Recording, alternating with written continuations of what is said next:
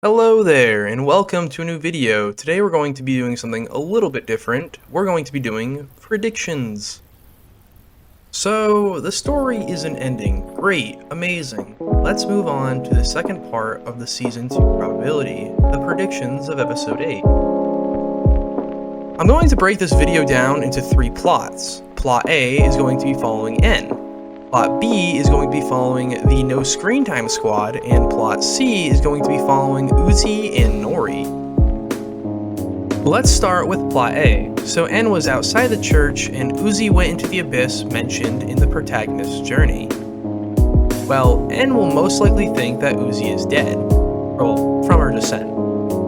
From there, N will make his way back up the Cabin Fever Labs to see if V's okay, or may be forced to go in that direction.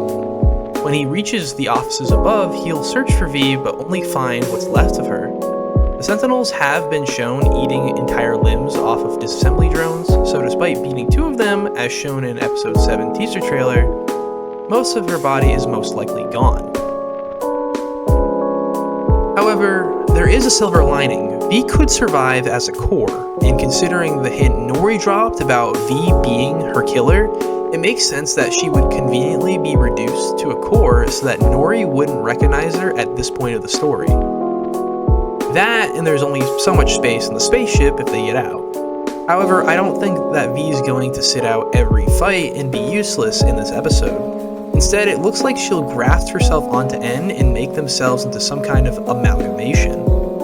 This idea, of course, is inspired by the acrylic merchandise. Back in Episode 6, we get the first one for V when she made a sacrifice.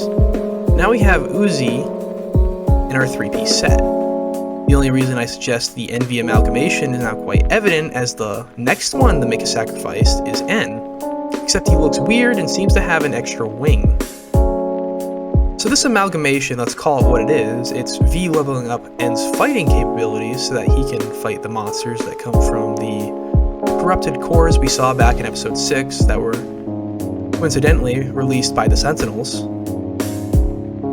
Yeva will also make an appearance, as she will also crawl out of V's body. As mentioned in the previous videos, Yeva is likely alive, but we have yet to see her because V ate her core when she killed her. Although Yeva's time will most likely be short-lived and will serve to create another patch, probably through a religious sacrifice. Soon after, N will make his way up to the surface and may or may not be heading to the previously mentioned hostiles up there. So let's move on to Plot B, but first let's rewind to the start before N gets there. Okay, so Jay versus Lizzie, Thad, and, well, Khan, but he's gonna make himself useful and chill on top of the bus for now. The two sides will fight. Jay will overpower Lizzie and Thad, until Khan steps in with a C96 Mauser, presumably, as shown in the concept art of the show. The two sides will continue to clash until something last seen roaming Camp 98.7 reemerges from the shadows. Elderless Jay, last shown in Episode 4, fights the No Screen Time squad, who are now forced to fight together, and appears shortly after to assist, then explains the situation to Jay, who learns about Tessa's demise. While she doesn't want to accept it, she suspected something was wrong and goes along with N for the time being, just until she can confirm it herself. Now let's move to Plot C. Uzi will quite literally be sleeping half of this episode and waking up in space, but we may see limited interaction between Nori and the Solver. This leads us to the second core collapse, and more importantly, N's sacrifice implied by the acrylic merch. Jay will see N wasn't lying and evacuate the rest of the No Screen Time squad in the spaceship. Meanwhile, N will make his way to Sin and stab her with the patch made from Yeva, effectively freeing Sin from the Solver's possession and ending the planet's collapse. However, N will most likely be wounded in giving Sin the patch, and Sin will probably be stunned from the effects of the patch. The two of them will then be buried alive by the Earth being pushed into space by the Solver as it comes crashing down. And before everything ends, Uzi gets a message, the same message Sin got at the beginning of Episode 5. And having no other options, as well as not knowing the Solver itself was an entity or was the one possessing Sin, she'll accept the offer, starting the nightmare all over again and becoming the antagonist for the second season or the sequel.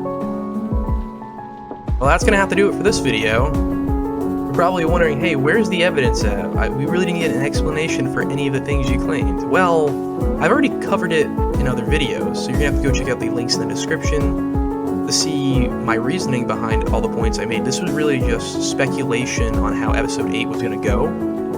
Some of it has no explanation, but the big points do, and I'm gonna cover them I'm gonna cover them. I've already covered them in the videos I have in the description. You can go check those out. But that's going to have to do it for this episode, so I'll see you all in the next one. Don't forget to like and subscribe, and I'll see you all next time.